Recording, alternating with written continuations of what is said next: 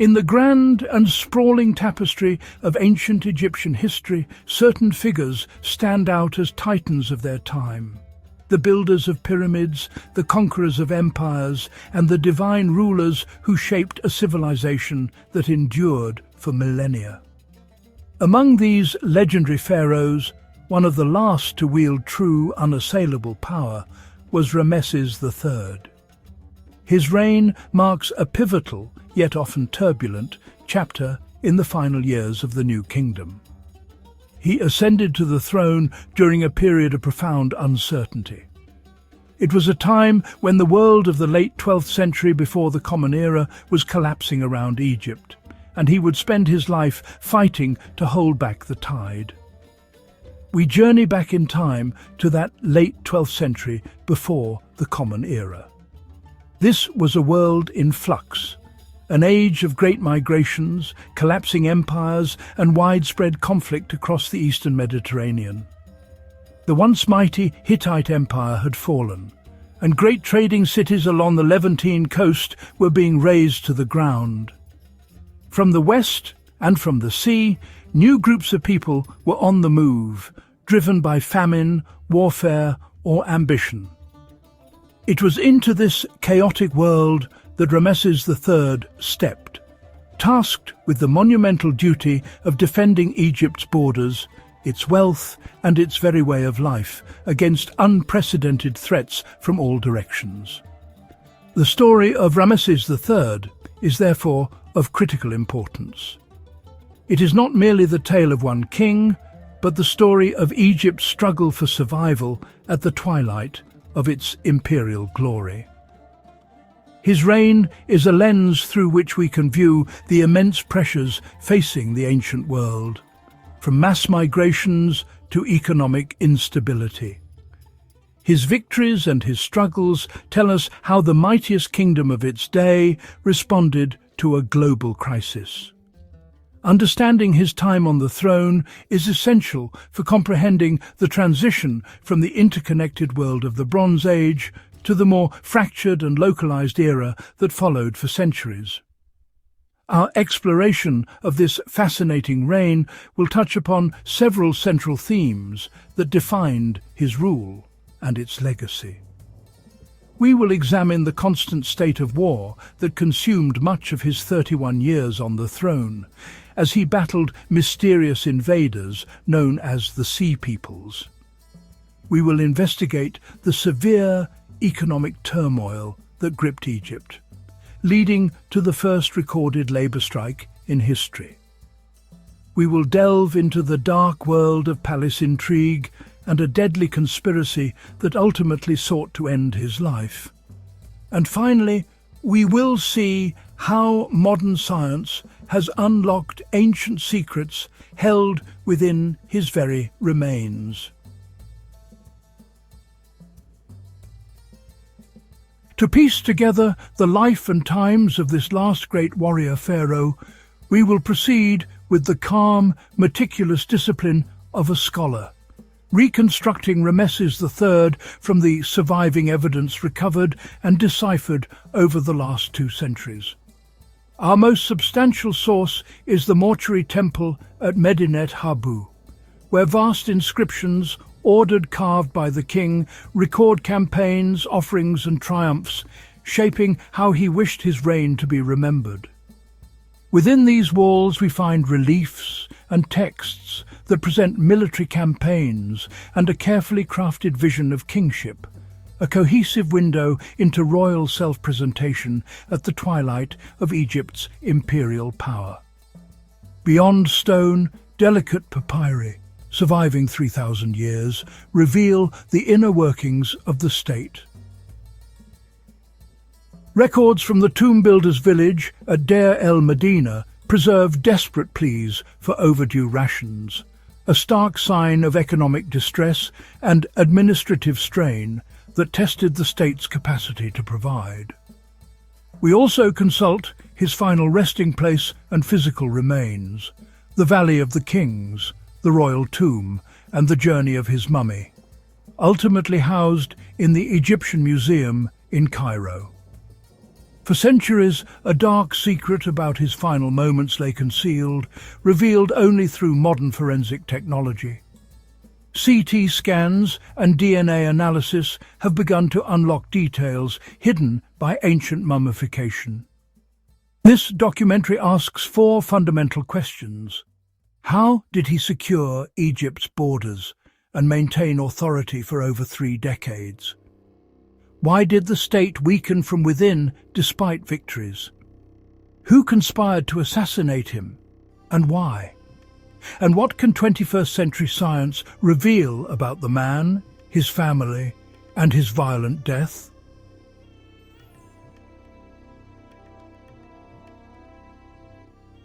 To understand the man who would become Ramesses III, we must first understand the world he was born into. He emerged from a period of significant internal strife. Dynastic uncertainty gripped Egypt. The glorious 19th dynasty produced titans like Seti I and Ramesses the Great, but it had ended in confusion and turmoil. After Meneptah's death, a series of short-lived rulers vied for the throne. The final years were marked by political instability. There was the usurper Amemesa, the short-reigning Siptah, and Tuzret, a female pharaoh who faded into obscurity. Egypt, the great power of the Near East, was weakened from within. Out of this chaos, a new leader emerged to restore order: Setnakht. He became the founder of the 20th dynasty, and, crucially, the father of Ramesses III.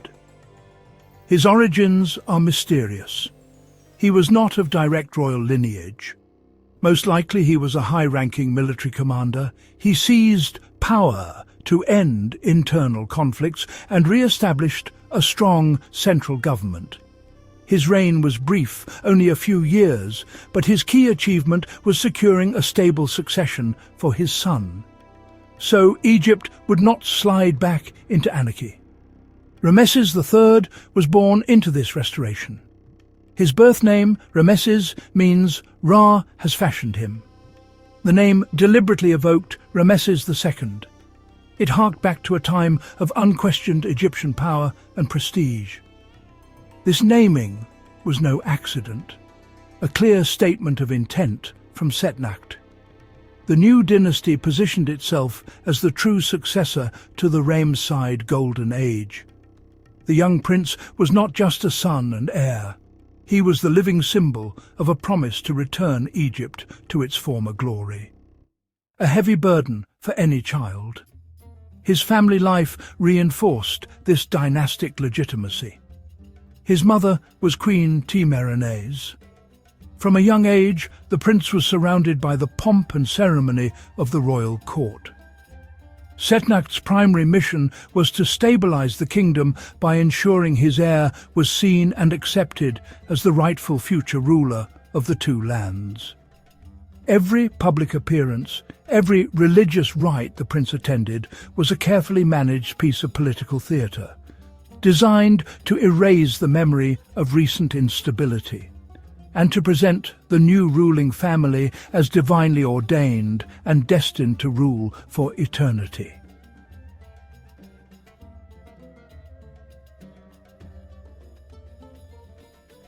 The education of a future pharaoh in the new kingdom was a rigorous and multifaceted process designed to prepare him for the divine and worldly duties of kingship. For the young Prince Ramesses, this training would have begun in early childhood. He would have been tutored by the finest scribes in the land, mastering the complex hieroglyphic script, the more practical hieratic used for administrative documents. His studies would have encompassed literature, history, religious texts. He needed to be not only a warrior and a leader, but also the chief priest of every god in the Egyptian pantheon. This required a deep and scholarly understanding of the intricate theology and rituals. Beyond the classroom, a significant portion of his upbringing would have been dedicated to military training. Egypt's power depended on its army, and the pharaoh was its supreme commander. The prince would have learned archery, chariot warfare, the art of command from Egypt's most seasoned generals. He would have accompanied his father on inspections of garrisons, military installations, learning the practicalities of logistics, supply lines, troop morale. The threats gathering on Egypt's frontiers were very real, and it was understood that the next king would almost certainly have to be a warrior king, capable of leading his armies into battle personally. Alongside his military and scribal education, the prince would have been steadily introduced to the machinery of government. He would have learned about taxation, the management of agricultural estates, the quarrying of stone for great monuments, the administration of justice. He was being groomed to be the chief executive of a vast and complex bureaucracy. Inscriptions from later in his reign suggest that he was formally installed as crown prince, taking on specific responsibilities and co-ruling alongside his father Setnakht, ensuring a seamless and undisputed transfer of power upon his death. When Setnakht died, the throne passed peacefully to his son, who became the second pharaoh of the 20th dynasty. Ramesses III was a mature man upon his accession, likely in his 30s, fully prepared by his long apprenticeship for the challenges that lay ahead. He inherited a kingdom his father had stabilized internally, but it faced an increasingly dangerous and volatile international situation. The relative peace of his father's short reign was merely a lull before the storm. The great task of securing Egypt's borders and confronting external enemies would fall squarely upon his shoulders, and it would come to define his entire reign. Upon his coronation, the new king adopted a full royal titulary, a set of 5 names declaring his mission and divine nature.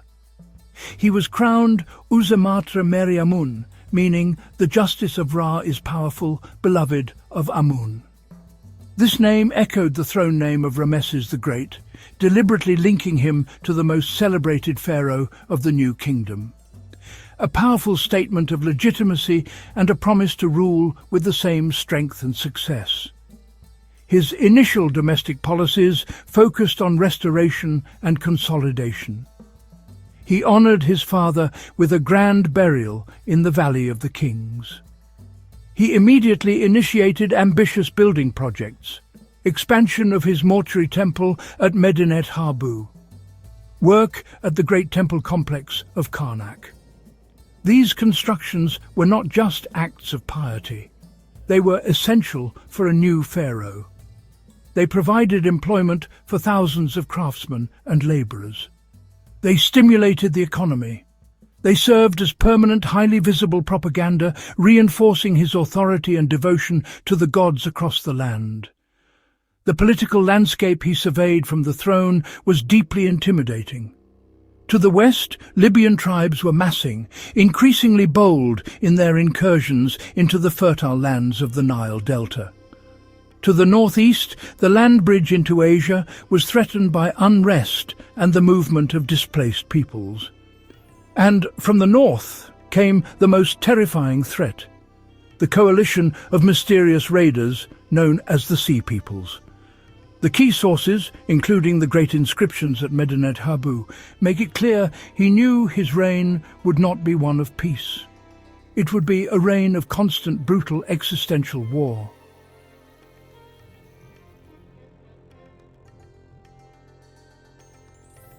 In the 5th year of his reign, Ramesses III faced a grave warning from the west. Libu and Meshwesh, no mere raiders but migrating families with chiefs and retainers, pressed toward the Nile Delta to settle its fertile edge. Not a raid, a full-scale movement to displace Egyptians in the western delta and claim the land. The threat was existential. He acted first. Infantry divisions mobilized. Elite chariotry moved at speed. On home ground, the Egyptian army struck the coalition head-on and shattered it. Temple reliefs record grim trophies and long lines of captives. The message was plain. The new pharaoh could defend Egypt. Some prisoners were branded and set to service as garrison troops. The frontier, for a time, was secure. By year 8, a far larger crisis arrived. Across the Great Green came a confederation already unseating kingdoms, the Sea Peoples, Peliset, Cheka, Shekelesh, Denyen, and Weshesh. Their advance moved on two fronts, a land column through Canaan and a fleet shadowing the coast toward the delta. Ramses drew a line at Jahi in southern Canaan, determined to stop the invasion before it reached Egypt proper. The battle was violent and decisive. Egyptian charioteers broke the enemy formations. Ox carts carrying families overturned. The rout began. The reliefs present the king as the axis of victory, and here the propaganda aligns with the outcome. The land army was destroyed. The fleet still threatened the Nile's mouths. Rather than meet it on open water, Ramesses prepared an ambush in the narrow channels of the delta. Archers massed along the banks. Rivercraft blocked the passages. Grappling irons locked ships together, turning decks into cramped battlegrounds where Egyptian marines and bowmen dominated. As the enemy entered the channels, the trap closed. Boats capsized. Crews were pinned and cut down by arrows from shore and from Egyptian decks. The inscriptions boast a net was prepared for them, and the images of overturned hulls make the boast believable. The naval invasion was annihilated. Victory did not end the strain. In year 11, Libyan pressure returned with a new coalition. Again, Egypt prevailed. To the northeast, the pharaoh campaigned to steady Canaan, reasserting authority and reopening trade routes. But perpetual readiness carried a price. Maintaining a professional army and building, arming and crewing ships demanded grain, copper, timber, leather and skilled labour. Mobilization pulled farmers from fields and craftsmen from workshops. The royal building programme at Medinet Habu and elsewhere projected strength, yet drew from the same treasury. Tribute had dwindled after the late Bronze Age collapse. Revenues tightened as expenditures rose.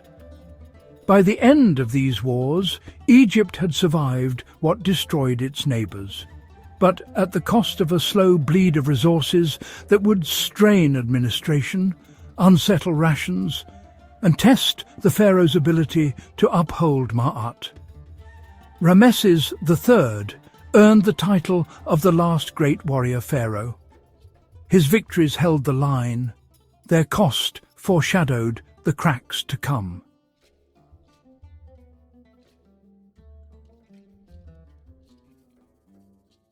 The walls of Medinet Habu proclaim victory and abundance. Yet behind the stone, the machinery that fed Egypt began to grind and strain. For decades, war was constant. Chariots, ships and fortresses required copper, timber, leather, grain and skilled hands. Building temples proclaimed piety and power, but the same treasury paid for armies and stone. The wider world had changed. After the late Bronze Age collapse, tributary kingdoms vanished, trade unravelled, and the flow of wealth into Egypt thinned to a trickle. Egypt's economy was centralised and redistributive. Taxes came as grain and goods, warehoused in state granaries, then issued as wages and rations to soldiers, administrators and craftsmen. When warehouses were full and harvests steady, the system held. When wars lengthened, shipping faltered, and fields lacked hands, the balance wavered. Records speak plainly. Prices for emmer rose, arrears mounted, deliveries failed to appear on time. Confidence, the quiet mortar of administration, began to crack. The cost of vigilance was relentless. Border forts had to be manned, bows strung, chariots repaired, ships caulked. Prisoners of war were counted as labour, Yet they also had to be fed and guarded. Ledgers show officials pleading for allocations, scribes recalculating shortfalls, and households waiting for the next ration day that never came. At Deir el-Medina, the village of royal tomb builders, the strain reached a breaking point. These artisans were trusted servants, painters, carvers, and planners of the king's eternal house. Pay arrived not as coin, but as measured portions from the granary: grain, oil, beer, cloth. In the 29th year of Ramesses III, rations fell months into arrears. Families tightened belts, promises replaced deliveries. Hunger followed. What happened next was unprecedented. The workers put down their tools, walked out of the village, and sat within the courts of the great mortuary temples, places not meant for protest. A scribe recorded the words, "We are hungry." Officials hurried to negotiate. Small offerings appeared: pastries, a little bread, bridges to delay, not to solve. The strike continued in waves until the vizier intervened. Some rations were finally delivered, and the men returned to their tasks. This is the first recorded labour strike in history. Its significance lies in what it reveals. For a time, the state's promise to provide failed. Ma'at, order, had been disturbed. When granaries falter, authority thins. Egypt survived her wars, but at a price: a slow bleed of resources and trust. In the quiet of the ledgers, the aura of unassailable kingship dimmed.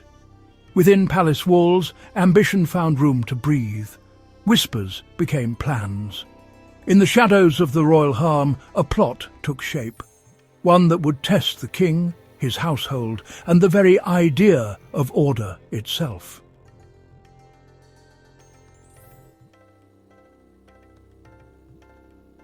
The judicial papyrus of Turin, which details the trial of the Harem conspirators, tells us a great deal about the plot, the plotters, and their punishments. However, it is strangely silent on one crucial point: whether the assassination attempt was actually successful.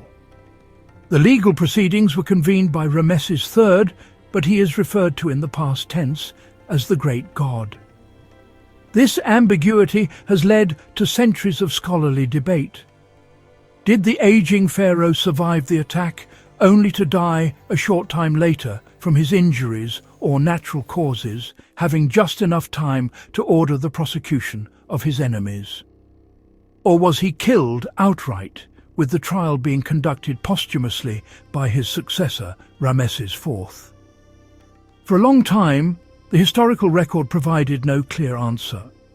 The fate of the conspirators, however, is laid out in grim detail. The tribunal, composed of high-ranking officials, found dozens of them guilty. The most senior plotters, including high court officials, army officers, were condemned to death and forced to take their own lives within the courtroom.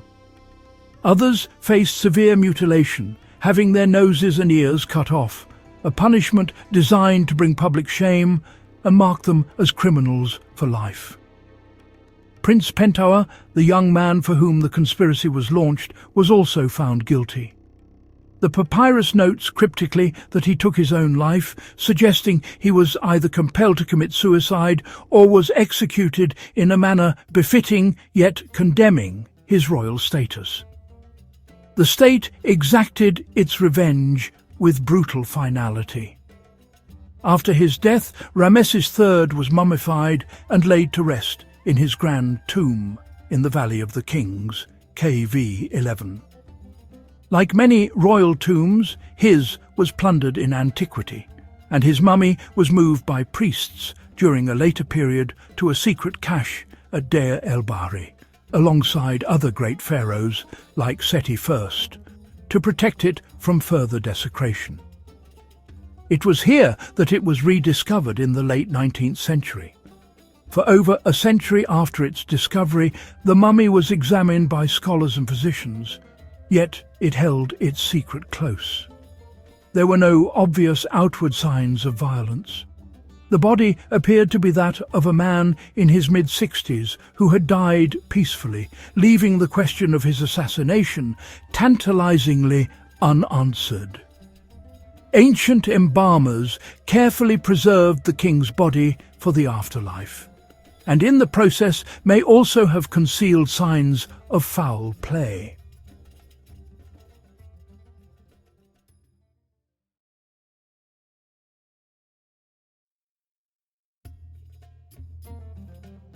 Ancient Egyptian history begins with a single powerful idea: unification. Two lands, Upper Egypt in the south and Lower Egypt in the north, bound by one river. For generations, the Nile stitched villages into regions, trade, marriage and rivalry moving with the floods, its waters breathing life across the floodplains. Late pre-dynastic chiefs raised standards, carved emblems and vied for reach along the valley, as the river carried them all toward a larger horizon. Tradition assigns the great turning to one figure: Menes. Later, kings remembered him as the first pharaoh of a united Egypt, the bringer of order from chaos, the one who set a divided land upon a single course. In the galleries of time, his memory stands at the threshold. Myth edged with history, a name that gathers beginnings into a crown. The symbols endure: the white crown of Upper Egypt, the red crown of Lower Egypt. Together they proclaimed a single kingship holding both lands in balance. Unity, to Egyptians, was more than politics. It upheld Ma'at, truth, balance and rightful rule, woven into temple walls, reliefs and ritual that affirmed a world set in order. From southern strongholds like Hierakonpolis and Thynis, authority pressed north toward the delta, along river bends and reed-choked channels, following the Nile's ancient course. Memphis would later rise near the river's hinge, a gateway between upper and lower realms, where journeys converged and control could radiate across the two lands. Artifacts echo the story: labels, seals, and early reliefs of a ruler subduing disorder, small objects carrying large meanings. In the dust of excavations, careful hands reveal fragments of power. One famous palette will soon appear in our tale, showing a king crowned in turn for both lands, images that fix memory to stone. Whether Menes was a single person, a throne name, or a memory of several rulers, the legacy is clear. Names interlace: Horus names, epithets, and later lists, yet all point to a founding moment when rule was knit across the river's length and a model of kingship took shape. A model for all who followed: kingship as unity, river as lifeline, Egypt as one. As the sun settles over the water, we see the idea endure: two lands, one crown, and a current that carries Egypt into history.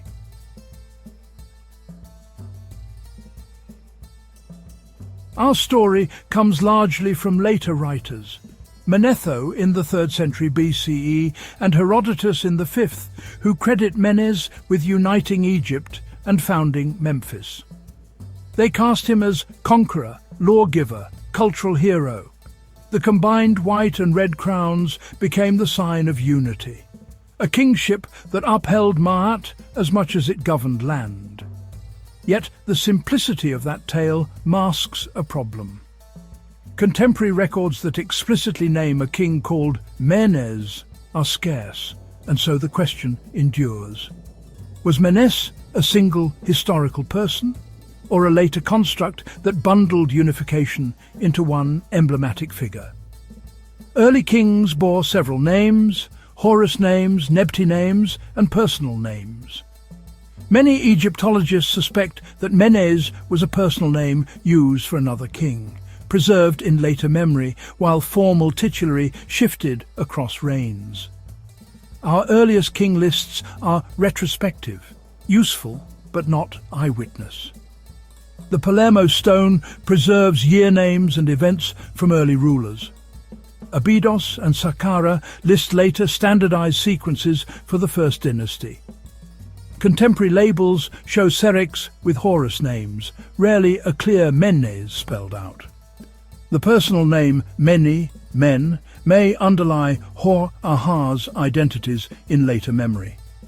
Herodotus adds the Memphis tale, a dike diverting the Nile to found the city, an origin story of water mastered and ground secured at the river's hinge. Most scholars split the credit. Narmer initiates, Hor-Ahar institutionalizes, while Menes serves as the name that labels the unifier. In this view, a decades-long process becomes a single crown, a single memory, and a river carrying Egypt forward as one. Diodorus Siculus, writing in the 1st century BCE, preserves a striking tale about Menes. He sets it in the Fayum by Lake Moeris, a landscape of canals, reeds, and desert light where Greeks marveled at engineering that tamed the flood. In his account, history and omen share the same waters. We begin there. Menes is hunting near Lake Moeris when rising water cuts him off, sudden, treacherous and deep. A crocodile rises beneath him, bears him over the channel and delivers him to safety. An omen, not a meal. Fear becomes sign, peril becomes protection in a king's narrow passage through the flood. In gratitude, he founds a settlement there, Shedet, later known to Greeks as Crocodilopolis, and in Ptolemaic times as Arsino. Sacred crocodiles are tended by priests. Sobek receives offerings. A sanctuary rises on the shore. Survival is fixed into cult, and place becomes memory. Symbolically, the crocodile channels strength, fertility, and the mastered Nile. The tale reads as royal messaging, kingship aligned with waterworks. Greeks admired canals and dikes that regulated the inundation. In this telling, a ruler's authority mirrors irrigation, guiding flow, binding lands, sustaining fields. Later echoes spread through Sobek's cults and crocodile burials across Egypt. Most take Diodorus's story as legend or as purposeful memory, yet it casts Menes as divinely protected, fitting a unifier's founding aura. From legend to stone, we turn next to the evidence.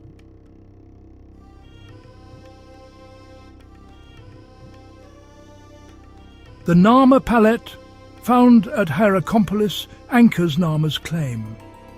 It is siltstone, bearing some of the earliest hieroglyphs, an object where ideology meets reportage. It surfaces read in museums today by light that rakes across age and craft. On one face, Narmer wears the white crown of Upper Egypt and strikes a foe. Many read this as a crafted image of conquest and order, a power narrative at the moment when two lands begin to move toward one rule. On the other face, he appears in the red crown of Lower Egypt, surveying the defeated. Together, the paired images are often read as unification in a single triumphant narrative. Yet evidence complicates the picture. A seal from Abydos links Hor-Ahar with the name Men. Men, the root of Menes, means he who endures. Such labels and Syrinx weave titulary and memory across reigns. Details matter. The sandal bearer, the array of standards, and the interlaced serpopards on the reverse, motifs many see as binding two lands. By this period, cosmetic palettes were ceremonial objects made for temple display rather than everyday grinding of pigment. Most scholars split the credit. Narmer initiates, Hor-Ahar consolidates, and Menes becomes a label for the unifier or even a composite founder. Finds tie Narmer to delta strongholds such as Buto and Tel el-Farka, while Hor-Ahar's labels record estates and cult foundations, signs of administration after the initial victories.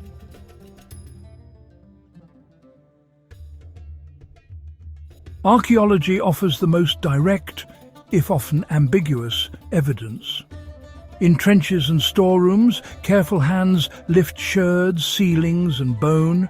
In labs, microscopes, measure sticks and notes turn soil into testimony.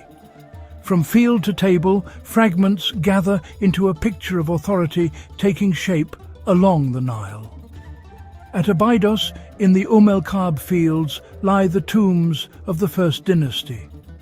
Grave goods, jars, labels, tools and offerings speak of wealth, administration and centralized power, arranged with intent. In these long corridors and chambers, we see a working court provisioning its dead-like officials, provisioning the state. Early chronologies leaned on king lists and Manetho, often circling 3100 BCE, until radiocarbon narrowed the window across Nakada III. Modern sampling from Abydos and Hierakonpolis tightened ranges once based only on lists, placing King Aha's accession likely between 3111 and 3045 BCE. Evidence of operation appears in seal impressions and year names, smiting of the north, opening of canals. Regnal labels, serics and docketed jars meet the practical world of waterworks, channels guided and fields sustained, ideology translated into administration. At Saqqara, layers beside early Memphis show storehouses, ceilings and officials' tombs, an administrative landscape forming at the river's hinge. Here, broad mastabas and archives whisper of a capital's rise, where records and rations could reach both Upper and Lower Egypt. In the Delta, Buto and Tel el-Faka reveal Upper Egyptian elites amid local centres, unification eased by garrisons and trade. Back at Abydos, funerary enclosures and boat burials stage royal ceremony. Together, marsh and desert, settlement and shrine resolve into a single, cohesive state.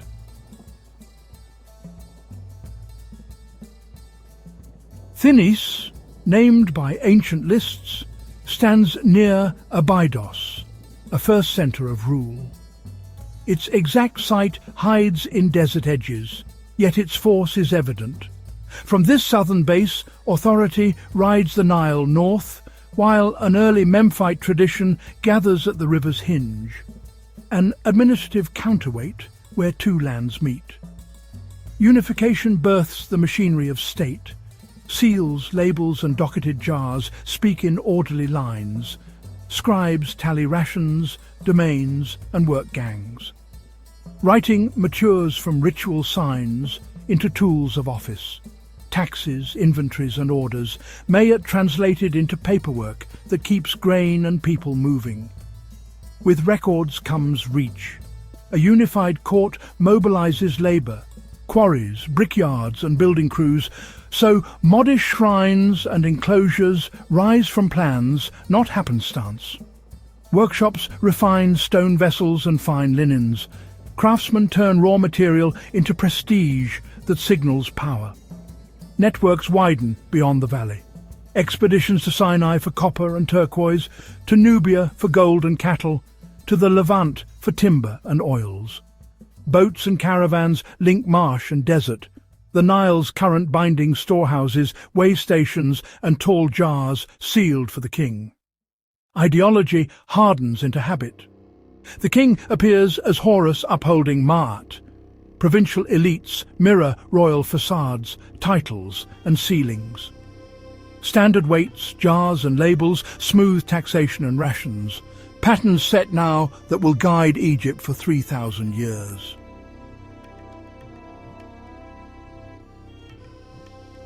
After unification came consolidation. A political idea thickened into practice as courts, storehouses and work crews found their rhythm along the Nile. What began as a banner of unity becomes a working state, recorded, rationed and measured. We move from the memory of Menes to rulers we can name and track. Narmer's achievement flows into Hor-Aha's reign. power anchors at Thinis and Abydos, while an early Memphite hub rises at the river's hinge, where control can radiate north and south. Succession steadies the court.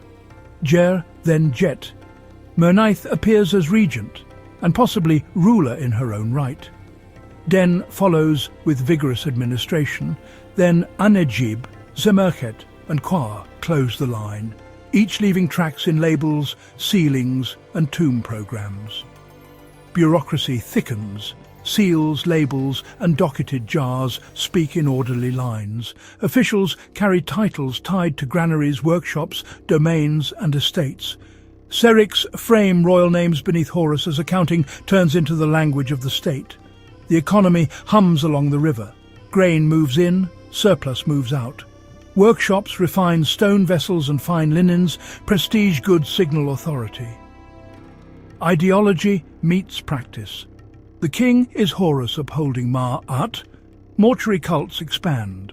Early temples to Horus, Neith and perhaps Ptah take form. At Abydos and Saqqara, tombs, mastabas and sealings give us names and events.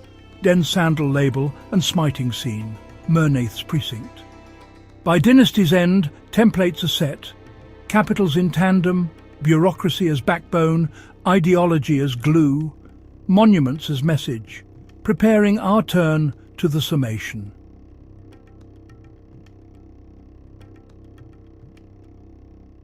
Pharaoh Menés stands at the threshold between myth and verifiable fact. Later, Egyptians revered a singular founder. The soil speaks more subtly. Set the stakes there, memory shaped into a name, evidence spread across stone, seal and river. Consider the evidence set. The Narmer palette pairs white and red crowns, conquest framed as union. Abydos seals tether Hor-Aha to the personal name Men or Meni. A clear contemporary Menés is rare, and king lists are retrospective. Ideology braided with reportage. Classical authors, Manetho, Herodotus, Diodorus, are valuable yet distant, writing with agendas and admiration. Their tale of a founder magnifies a shadow at dawn. The Ghost King is a fitting frame for a memory that organizes beginnings. Radiocarbon anchors Nakada III. Narmer and Hor-Aha belong to the late 4th millennium BCE. No single year zero, only a narrowed horizon. In labs and trenches, dates, samples and notes tighten what lists once guessed. Ideology turns into practice. Mayat becomes paperwork and canals, ceilings, jars, estates and waterworks that keep a kingdom running. Geography binds it, from Abydos to Buto and toward early Memphis at the Nile's hinge, two lands learning to move as one.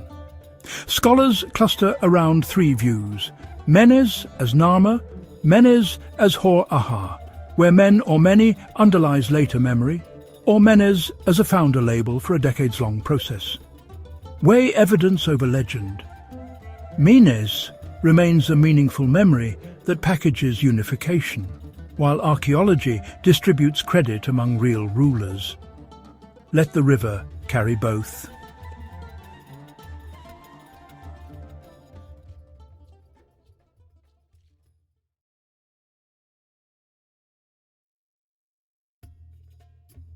At Dasha, the Red Pyramid lifts out of the desert like a sunrise of stone. Built for Pharaoh Sneferu around 2590 to 2570 BCE, it is the first successfully completed, true, smooth-sided pyramid. Its broad, measured slopes and precise masonry mark a turning point in Egyptian engineering. Lessons from earlier experiments brought together here. In the cool light of dawn, its iron-tinted core still glows, a quiet, enduring proof of planning, patience, and a new idea made perfect.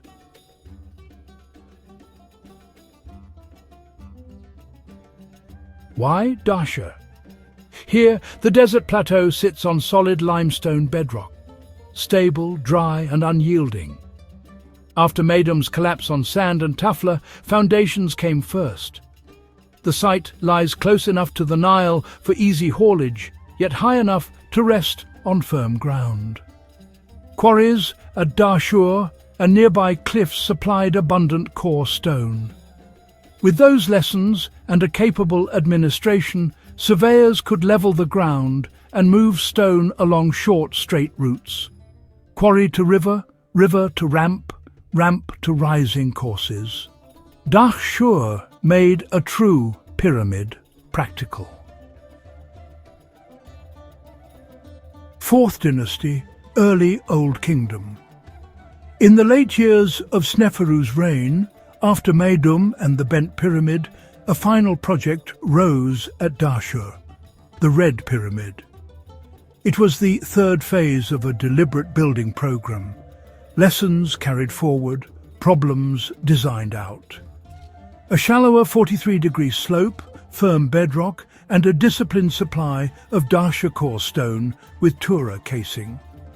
Estates funded the work, gangs rotated seasonally, causeway and temples were planned in tandem, architecture serving a single aim, to secure the king's rebirth and standardize a reliable royal blueprint. By the late 26th century BCE, the plan reached completion. The first true smooth-sided pyramid finished in Egypt, crowning Sneferu's campaign and setting the stage for Giza.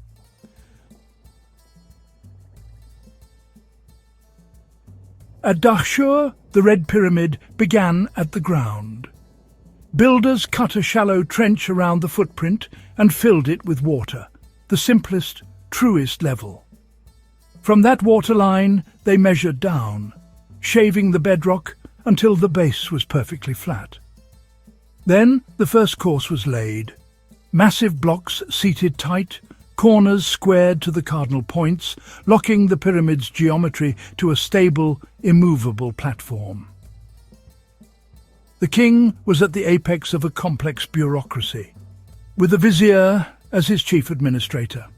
This government managed everything from tax collection in the form of grain and livestock to the distribution of resources for massive state projects. Sneferu centralized this power, ensuring that the wealth of the entire Nile Valley flowed towards the royal treasury. This centralization was the key to funding his building program. His economic policies were focused on maximizing the agricultural output of the Nile floodplain. The king established numerous new royal estates and agricultural settlements throughout Egypt. These were not just farms, they were highly organized production centers that supported the court and the vast labor force employed in his construction projects. The Palermo stone records the creation of dozens of these estates, named in his honor. This systematic approach to land management ensured a consistent surplus, which was the lifeblood of the Old Kingdom state. It was this surplus that fed the thousands of workers at Dahshur and Meidum. Beyond agriculture, Sneferu invested heavily in trade and the exploitation of natural resources. He commissioned the construction of large cedarwood ships, each said to be 100 cubits long, or 52 meters long, you know. These vessels were essential for trade with the Levant, particularly the port of Byblos in modern-day Lebanon. From there, Egypt imported the high-quality timber necessary for shipbuilding, roofing temples, and creating fine funerary goods.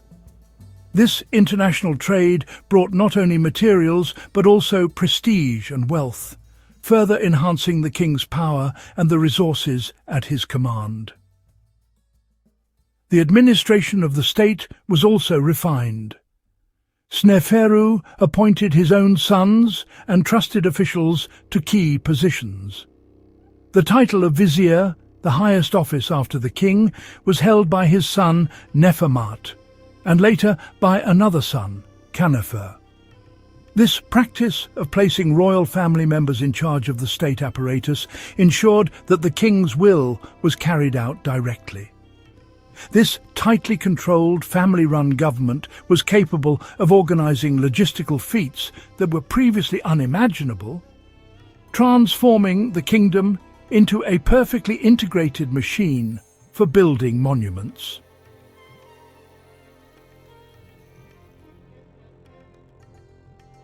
At the heart of Sneferu's program was faith, but also material craft.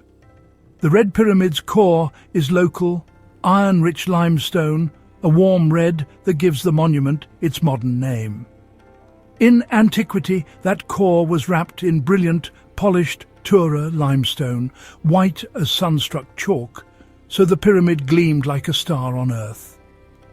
Over centuries, most of that casing was stripped away, exposing the reddish courses beneath and the stepped scars of a vanished skin. These were no monuments to vanity, but sacred machines meant to bear the king to the gods and uphold Ma'at for Egypt. This divine mandate, and the hard lessons of Meidum and the bent pyramid, demanded perseverance. He could not afford to fail. After the lessons of earlier experiments, Sneferu's architects chose a shallower 43-degree slope for the Red Pyramid. The gentler angle reduced outward thrust on the courses, eased pressure on joints and foundations, and widened the base-to-height ratio, creating a stable mass that would not creep or crack over time. In cross-section, every course locks into the next, the load travelling cleanly down into bedrock, geometry serving longevity. That decision defined its silhouette. Low, deliberate, and resilient. The Red Pyramid's 43-degree faces are not just elegant. They are the perfected solution that made a true, smooth-sided pyramid endure.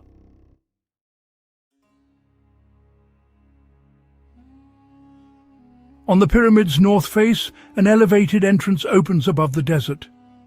We approach against the wind and the long shadow of its flank. Here the builders cut the doorway high, a guarded mouth into stone. Step inside, torches catch rough limestone, heat falls away, the air turns cool and dry. The corridor tilts downward at roughly 26 degrees, a tight passage about 1.2 meters high and 1.1 wide. We bend and shuffle, breathing dust as torchlight rakes the slope. A faint draft draws outward, the monument breathing through minute joints, while each measured step carries us deeper, steady and sure, toward the heart.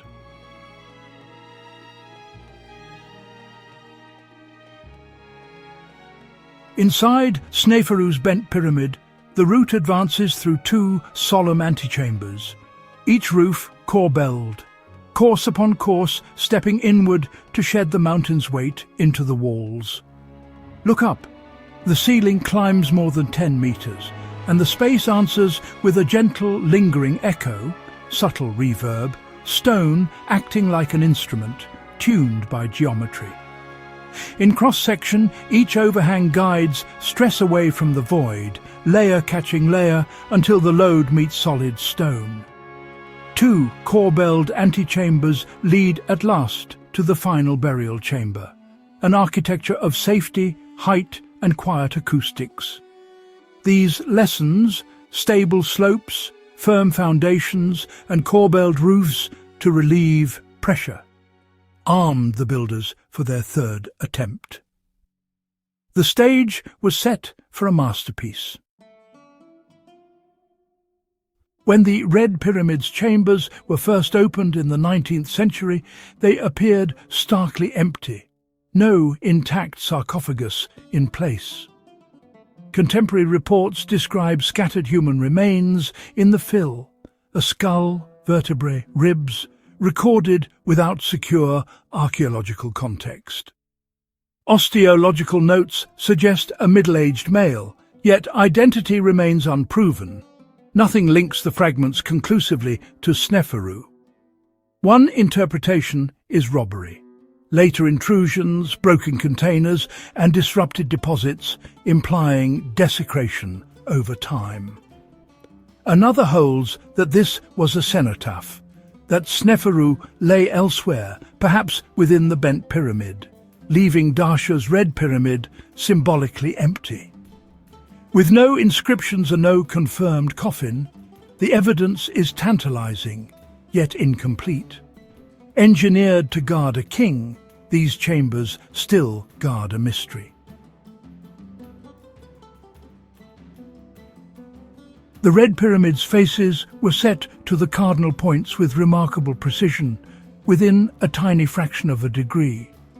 Think of a surveyor's compass laid on stone, north, south, east, west, locked to the desert and the sky.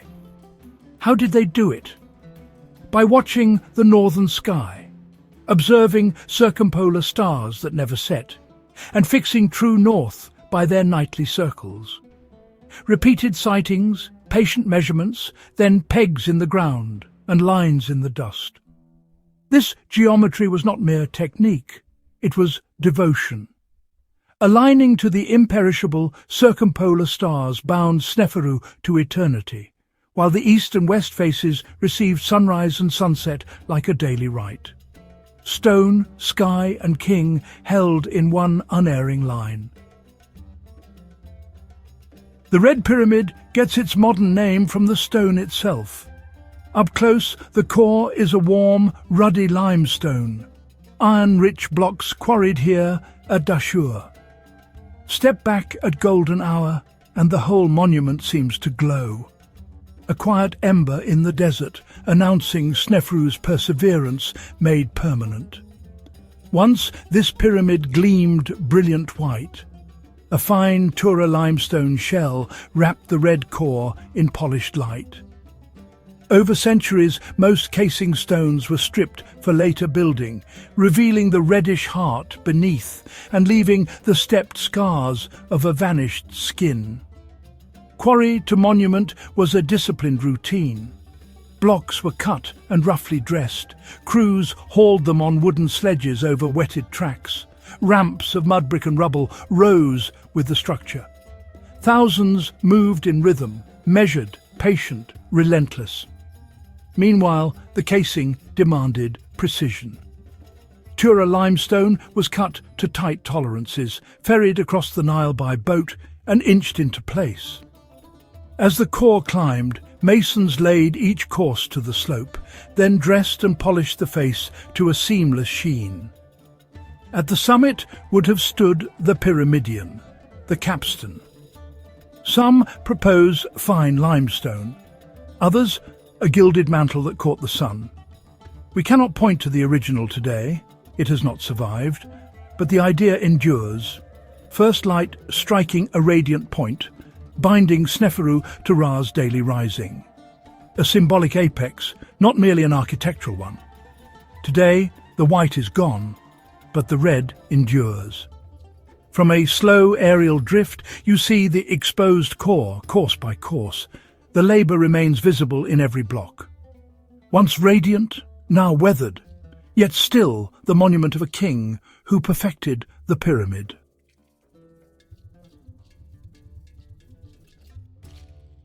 After the Old Kingdom, the Red Pyramid did not sleep.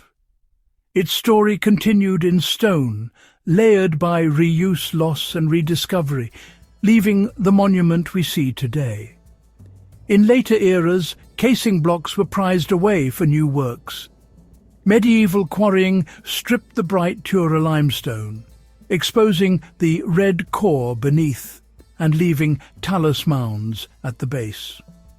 In the 19th and 20th centuries, surveys and measured drawings mapped its angles and chambers. They recorded the shallow 43-degree slope, the core-belled roofs within, and the plan of the complex, turning a ruin into data. Today, conservation paths, signage and careful clearing reveal construction details once hidden. What changed was the surface.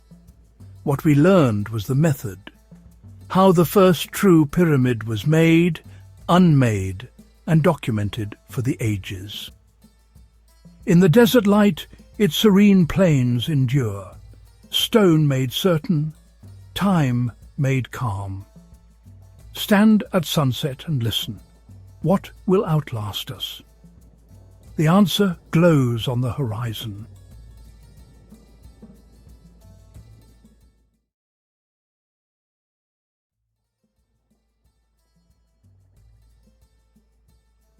Deep within the desert sands, an ancient civilization beckons. Egypt, a land of pharaohs and pyramids, has captivated the world for millennia. For centuries, the mysteries of ancient Egypt lay dormant, hidden beneath layers of sand and time. Who were these people who built such wonders? What secrets did their tombs hold? The allure of Egypt's enigmatic past has drawn explorers and scholars for generations. Join us now as we journey through time, exploring the fascinating history of this captivating field of study.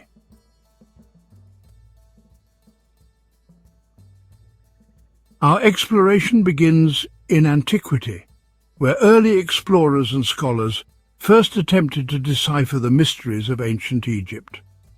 We'll delve into the contributions of figures like Thutmose IV, a pharaoh who initiated early restoration efforts at ancient sites. These early pioneers laid the foundation for the formal study of Egyptology. From the deciphering of hieroglyphs to the excavation of forgotten tombs, each discovery has brought us closer to understanding the people and culture of ancient Egypt.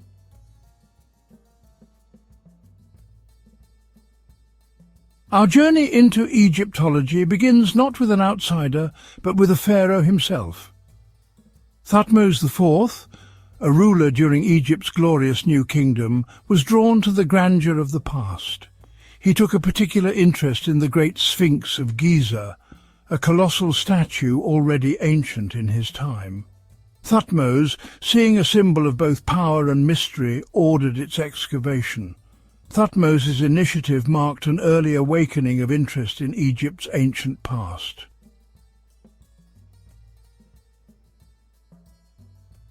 Centuries later, as Egypt fell under the sway of foreign powers, the task of recording its history fell to a man named Manetho. An Egyptian priest living during the Ptolemaic period, Manetho possessed knowledge of both Egyptian and Greek culture. His most significant work was the History of Egypt, a comprehensive chronicle written in Greek. In the Manetho organized the pharaohs of Egypt into dynasties or ruling families. Through these fragments, Manetho's influence on our understanding of Egyptian history remains profound.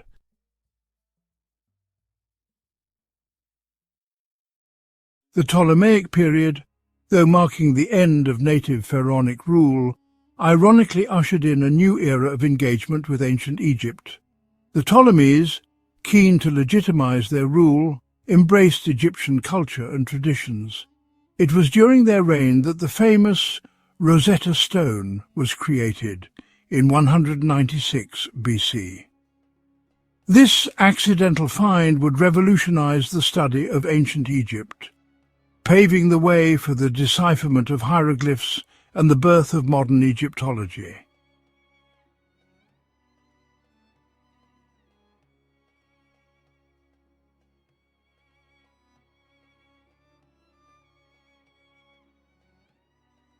The discovery of the Rosetta Stone ignited a firestorm of intellectual curiosity across Europe. Scholars raced to decipher the ancient hieroglyphs, hoping to unlock the secrets held within their intricate symbols. The breakthrough came in 1822, when a brilliant young French scholar named Jean-François Champollion cracked the code. Champollion recognized that the hieroglyphs on the Rosetta Stone represented sounds as well as ideas. With each decipherment, the ancient Egyptian language came alive, revealing a rich tapestry of history, mythology, and everyday life.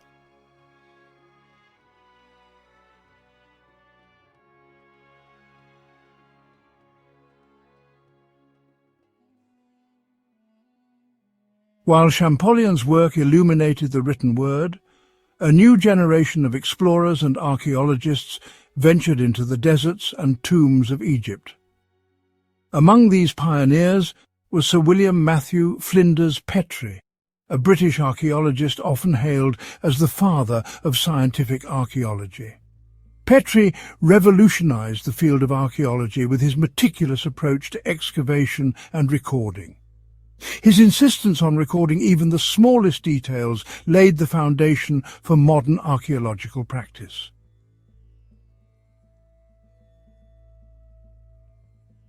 The late 19th and early 20th centuries witnessed a golden age of Egyptological discovery.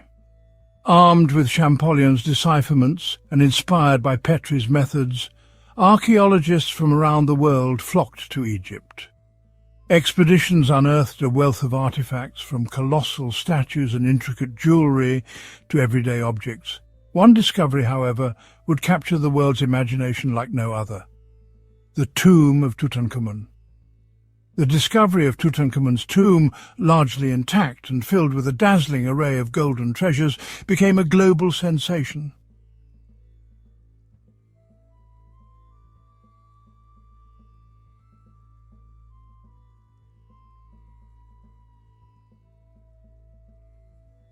The discovery of Tutankhamun's tomb in 1922 remains a pivotal moment in Egyptology.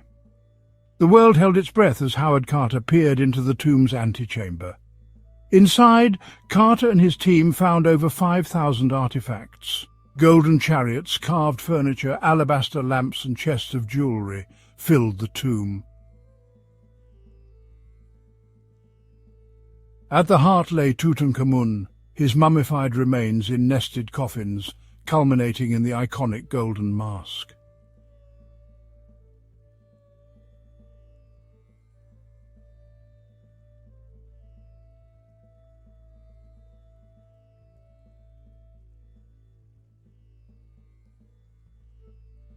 The discovery of Tutankhamun's tomb wasn't just about the dazzling gold and precious objects. It provided an unprecedented glimpse into the burial practices, religious beliefs, and artistry of ancient Egypt. Advances in scientific analysis, such as DNA testing and CT scans, have allowed researchers to learn more about Tutankhamun's health, his family relationships, and the circumstances surrounding his death. The boy king's legacy extends far beyond his brief reign, serving as a timeless reminder of the enduring power of ancient Egypt to captivate and inspire.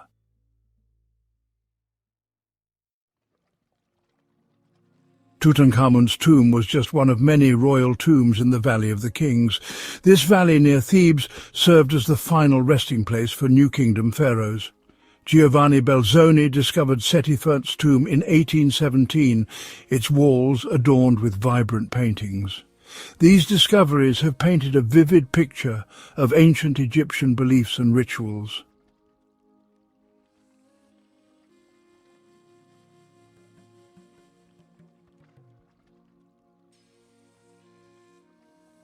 The exploration of the Valley of the Kings continues to this day, with archaeologists employing cutting-edge technology to uncover its remaining secrets. Ground-penetrating radar and thermal imaging help locate hidden chambers and passageways. Each new discovery adds another piece to the puzzle, deepening our understanding of the pharaohs who ruled Egypt during its golden age. The dedication and ingenuity of Egyptologists continue to bring its wonders to light, ensuring that the legacy of the pharaohs endures for generations to come.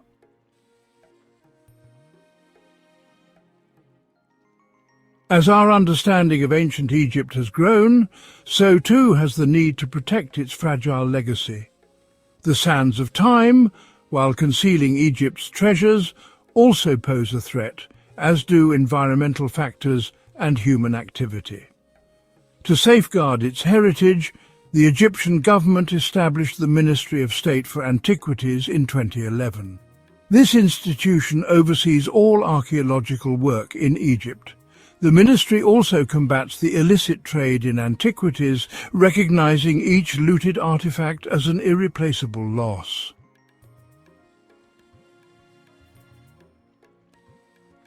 Modern Egyptology is a truly collaborative endeavor. International teams, often working in partnership with Egyptian colleagues, bring a diverse range of expertise to bear on the study of ancient Egypt. The Ministry of State for Antiquities plays a crucial role in fostering these international collaborations, recognizing that the pursuit of knowledge knows no boundaries. This spirit of collaboration is essential for the future of Egyptology, as new technologies and research methodologies continue to emerge.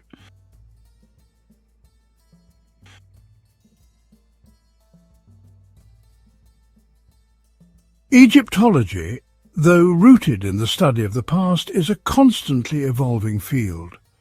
New technologies are revolutionizing the way we explore, analyze, and understand ancient Egypt. Ground-penetrating radar allows archaeologists to peer beneath the sands without disturbing the ground, revealing hidden structures and tombs.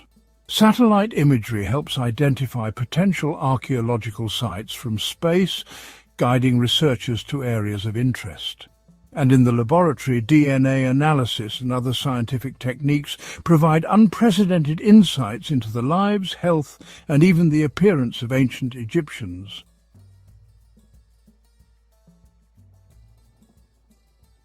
The future of Egyptology lies in broadening our understanding of ancient Egyptian society. This means exploring the lives of ordinary Egyptians. What were their homes like? What did they eat? What were their beliefs and values? By studying daily artifacts, Egyptologists are piecing together a complete picture. This shift reveals a vibrant civilization beyond pyramids and pharaohs. We are learning about farmers, artisans, merchants, and priests, discovering the importance of family, community, and religion, gaining a deeper appreciation for their ingenuity and resilience.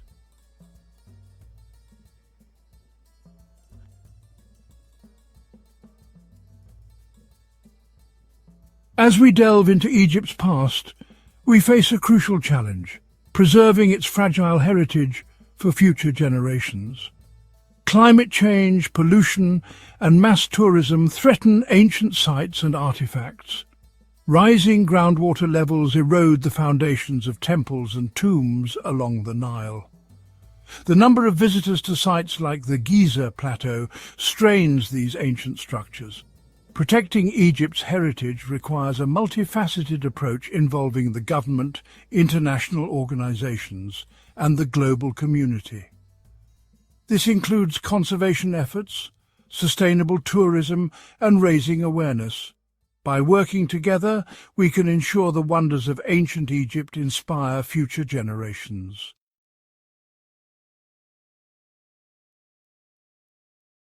Our journey through Egyptology spans from ancient sands to modern science. We've seen explorers, scholars and dreamers captivated by ancient Egypt. From restoring the Sphinx to Flinders Petrie's digs, knowledge has been passed down.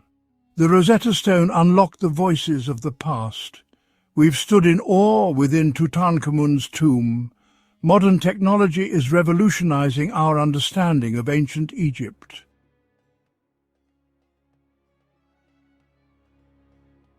Egyptology is far more than the study of a long-vanished civilization. It's a testament to human curiosity, our desire to understand our place in time. The echoes of ancient Egypt resonate through art, architecture and language, reminding us that the past shapes who we are. The legacy of the pharaohs lives on in our quest to unravel their mysteries. As long as there are questions to be answered, Egyptology will continue to thrive. The sands of Egypt still hold many secrets, and each generation of explorers uncovers them, adding their own chapter to Egyptology's story.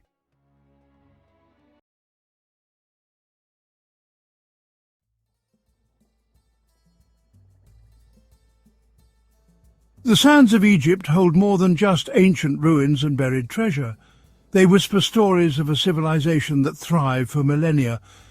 Journey with us now as we peel back the layers of time and uncover the culinary world of the ancient Egyptians. Imagine the Nile River, a glistening ribbon of life meandering through the desert. Its fertile banks gave birth to a civilization that would become a beacon of art, architecture and culture. The food of ancient Egypt wasn't merely sustenance. It was a reflection of their beliefs, their social structure, and their deep connection to the land. Through their cuisine, we can catch a glimpse of their world.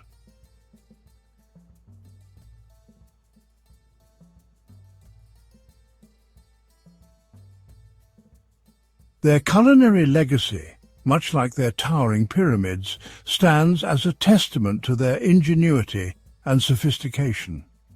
They transformed simple ingredients, gifted to them by the Nile, into dishes both practical and indulgent.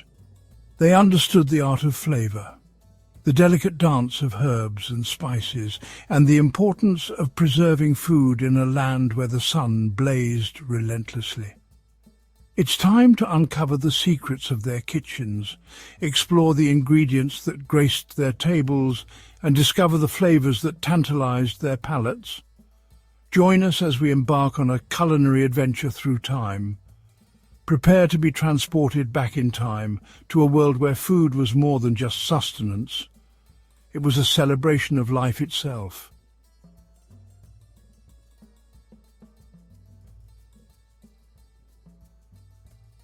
The Nile River, often referred to as the father of life by the ancient Egyptians, was much more than a waterway. It was the lifeblood of the civilization, its ebb and flow dictating the rhythm of their lives.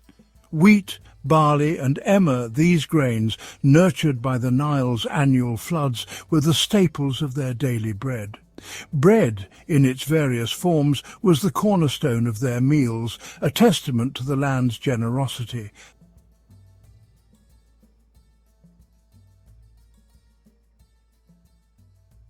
Lentils, chickpeas and fava beans, these protein-rich legumes, added variety and sustenance to their diet. The ancient Egyptians were masters of cultivating the land, coaxing life from the desert with their intricate irrigation systems. Their agricultural prowess ensured a steady supply of these essential crops, forming the foundation of a cuisine that was as diverse as it was nourishing.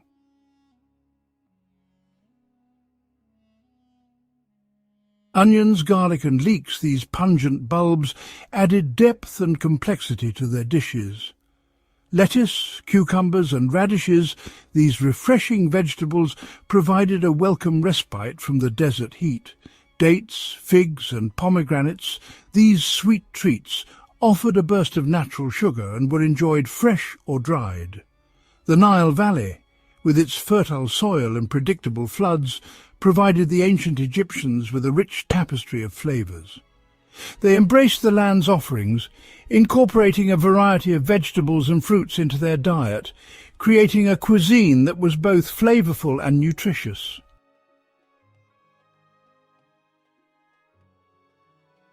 Fish, abundant in the Nile, was a staple protein source, particularly for those living near the river. Fish was often dried, salted or smoked, preserving it for leaner times. Fowls such as ducks, geese and pigeons were also a part of their diet. Meat from cattle, sheep and goats was a more luxurious food, reserved for special occasions or the elite. The ancient Egyptians were skilled hunters and fishermen, supplementing their plant-based diet with protein from the Nile and the surrounding land. From the humble fisherman to the wealthy landowner, protein sources varied, reflecting the social hierarchy of the time. Imagine the aroma of roasted meat filling the air during a feast, a symbol of wealth and prosperity.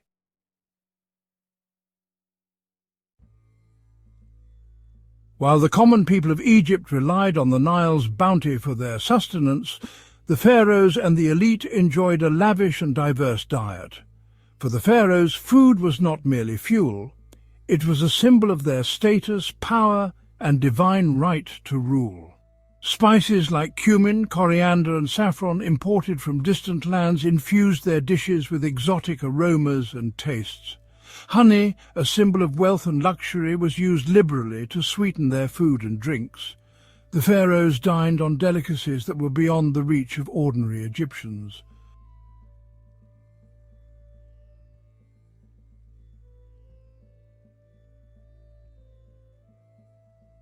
Their tables boasted roasted gazelle, wild duck, and even ostrich, hunted in the distant deserts and brought back to the palace as a testament to their power.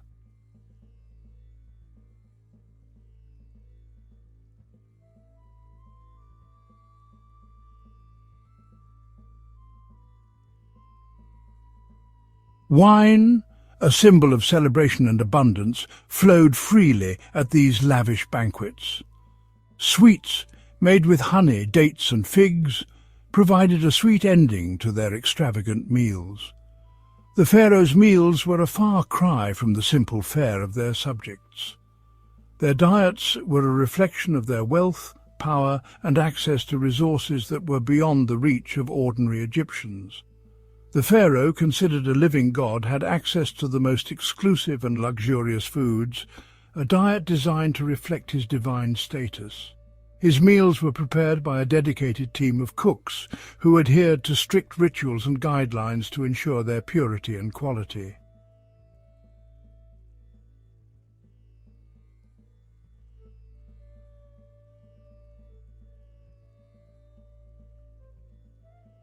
While the pharaohs and the elite indulged in lavish feasts, the lives of ordinary Egyptians revolved around a more modest but no less flavorful culinary tradition.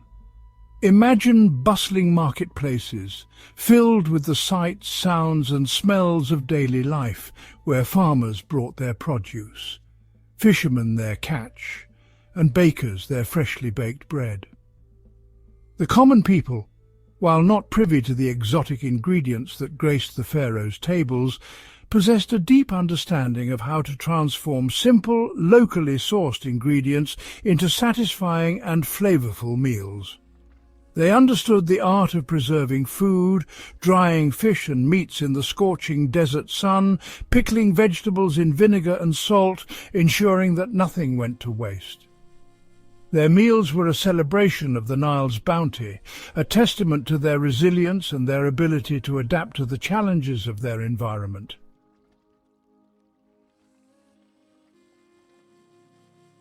The ancient Egyptians, masters of agriculture, cultivated a dazzling array of fruits that thrived in the fertile Nile Valley.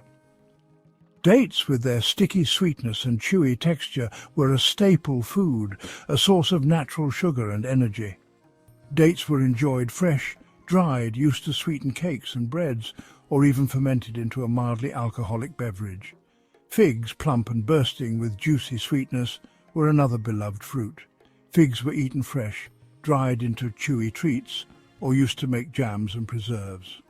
Pomegranates, with their jewel-toned seeds and tart, refreshing flavour, were highly prized. Pomegranates were enjoyed fresh, their juice used to make refreshing drinks, or their seeds sprinkled over salads and desserts for a touch of colour and tang.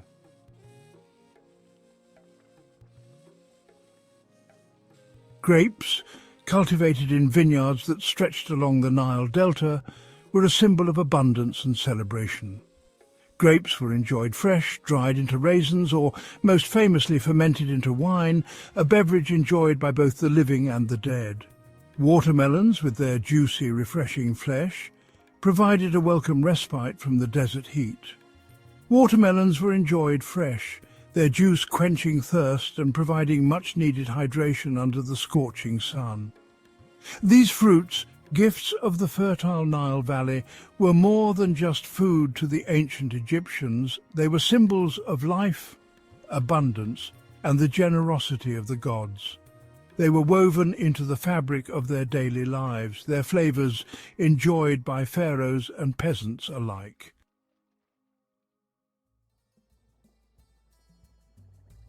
Fishermen skilled in the art of netting and trapping would cast their nets into the Nile's waters, hauling in a variety of fish from small perch to large Nile perch, their silver scales glinting in the sun.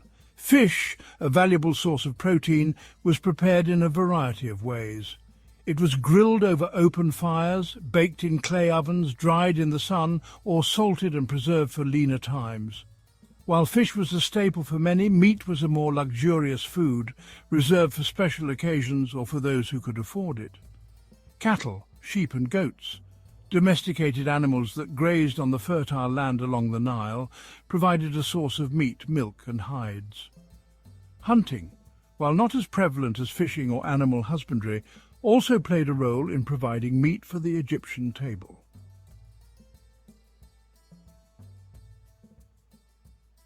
Honey, often referred to as liquid gold by the ancient Egyptians, was far more than just a sweetener.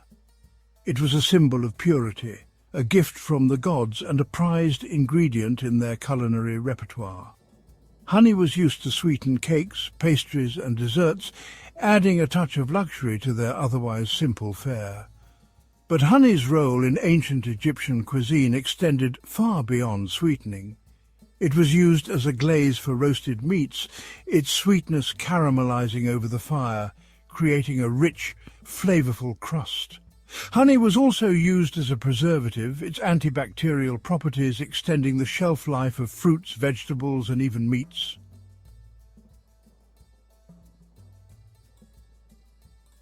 The ancient Egyptians, renowned for their trade networks that spanned the ancient world, had access to a treasure trove of spices, each one adding its unique flavor and aroma to their cuisine. Imagine caravans laden with exotic spices arriving from distant lands, their arrival a cause for celebration in the bustling marketplaces of ancient Egypt. Cumin, with its warm, earthy flavor, was a staple spice used generously in stews, soups and roasted meats. Imagine the comforting aroma of cumin seeds toasted in a clay pot, their essential oils released, filling the air with their warm, inviting scent. Coriander, with its citrusy, slightly sweet flavor, was another favorite, used to add a refreshing note to dishes. Imagine the delicate green leaves of the coriander plant, chopped finely and sprinkled over salads, stews and even desserts. Their fresh, vibrant flavor a welcome contrast to the richness of many Egyptian dishes. Fennel, with its licorice-like flavor, was used to add a subtle aniseed note to dishes, particularly those featuring fish or seafood. Imagine the delicate fronds of the fennel bulb, used to infuse broths and stews with their unique flavor, adding a layer of complexity to the overall taste.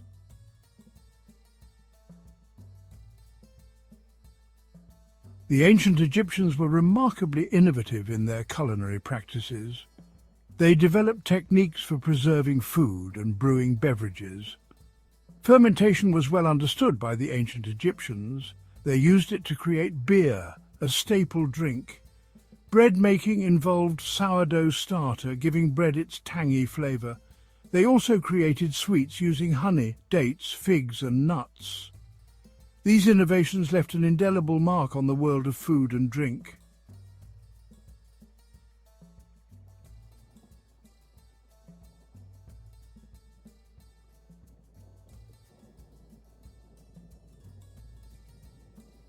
Our journey through the kitchens and fields of ancient Egypt draws to a close, leaving us with a profound appreciation for a civilization that understood the art of sustenance and celebration.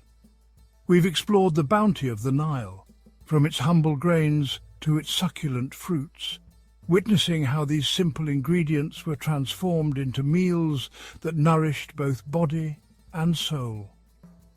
Imagine the echoes of laughter and conversation around a fire as families gathered to share their daily bread, the aroma of spices mingling with the smoke, creating a sensory experience that transcended time.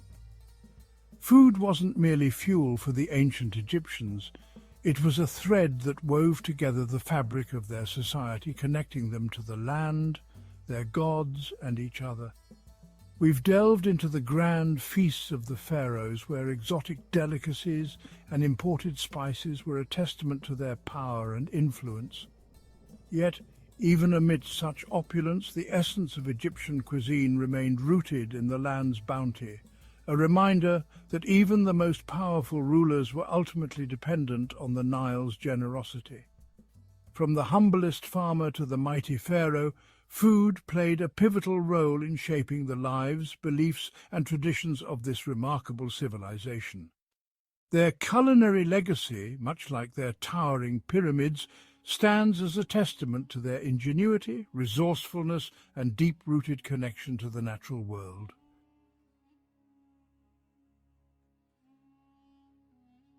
As we bid farewell to the sights, smells and tastes of ancient Egypt, let us carry with us a newfound appreciation for the simple yet profound act of sharing a meal.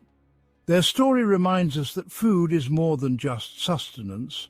It's a celebration of life, a bridge across cultures and generations, and a powerful reminder of our shared humanity.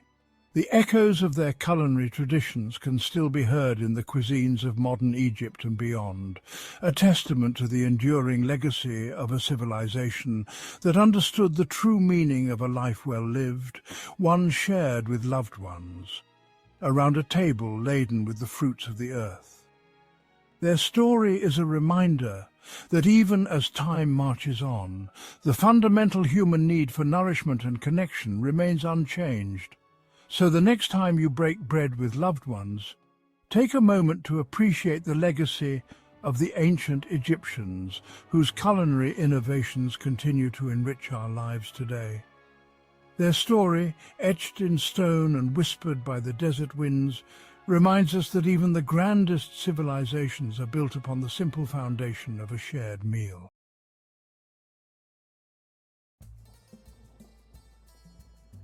Saqqara, a timeless necropolis. Egypt, a land steeped in history and ancient wonders. Join me, if you will, on a journey to Saqqara. Saqqara, a vast necropolis south of Cairo, whispers tales of pharaohs and ancient rites. Imagine a desert landscape, the silence broken only by the wind. Here lies Saqqara, a testament to Egypt's enduring legacy. This sprawling site is a treasure trove of tombs, temples and pyramids. For over 3,000 years, Saqqara served as the burial ground for Memphis. Memphis, the ancient capital of Egypt. Saqqara's historical significance is immeasurable. It provides an unparalleled glimpse into ancient Egyptian life, death and belief systems. Unlike the more famous Giza Plateau, Saqqara boasts monuments from various periods of Egyptian history. This makes it a truly unique window into the evolution of Egyptian civilization. From the Old Kingdom to the late period, Saqqara holds secrets waiting to be unveiled. The Step Pyramid, an architectural marvel. Dominating the Saqqara skyline is the Step Pyramid of Djoser. This architectural marvel, built in the 27th century BC, is a sight to behold. Imagine a pyramid not with smooth sides, but with 6 massive steps. This is the Step Pyramid, a revolutionary structure that changed the course of Egyptian architecture. The Step Pyramid was the brainchild of Imhotep, a genius architect and polymath. Prior to the Step Pyramid, tombs were simple rectangular structures known as mastabas. Imhotep's vision, however, was far grander. He conceived of stacking mastabas, one on top of the other, creating a towering symbol of royal power. The result was the world's first monumental stone structure, a testament to Imhotep's ingenuity. The Step Pyramid is not just a tomb, it is a symbol of innovation and human ambition. Pyramids of the 5th and 6th dynasties. The Step Pyramid of Djoser may be Saqqara's most iconic monument, but it is far from the only pyramid at this sprawling site. The 5th and 6th dynasties also left their mark on Saqqara, constructing pyramids that, while smaller than Djoser's masterpiece, are no less intriguing. These later pyramids, often referred to as true pyramids due to their smooth sides, reflect the evolution of pyramid building techniques. Among these, the Pyramid of Unas stands out. This pyramid, though modest in size, holds a special place in Egyptian history as the final resting place of Pharaoh Unas. The Pyramid of Unas is remarkable for another reason. It contains the earliest known examples of pyramid texts. These texts, inscribed on the walls of the pyramid's inner chambers, are a collection of spells and incantations intended to assist the deceased pharaoh in the afterlife.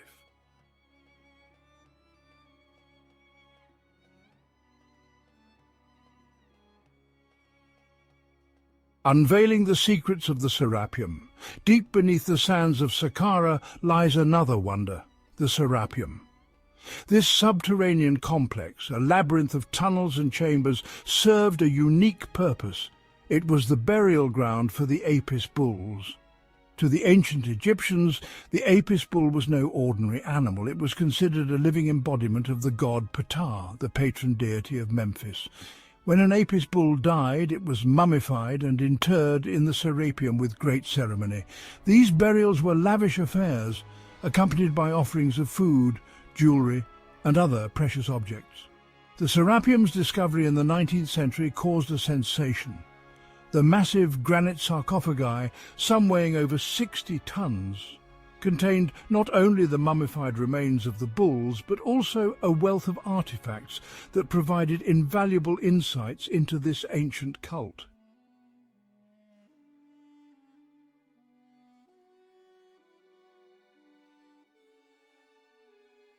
Saqqara's significance extends far beyond the Old Kingdom. It continued to be an active burial ground for centuries, reflecting the ebb and flow of Egyptian history. During the First Intermediate Period, a time of political upheaval and decentralization, Saqqara witnessed the construction of new tombs and the expansion of older ones. These tombs, while perhaps less grand than their Old Kingdom predecessors, reflect the changing political landscape and the emergence of new regional powers. The Middle Kingdom saw a resurgence of royal power and a renewed interest in Saqqara. Pharaohs of this era, eager to connect with their glorious ancestors, commissioned new monuments and restored older ones. It was during the New Kingdom, however, that Saqqara experienced another period of intense activity. The pharaohs of this era, though they had moved their capital to Thebes, still recognized the importance of Saqqara as a sacred site.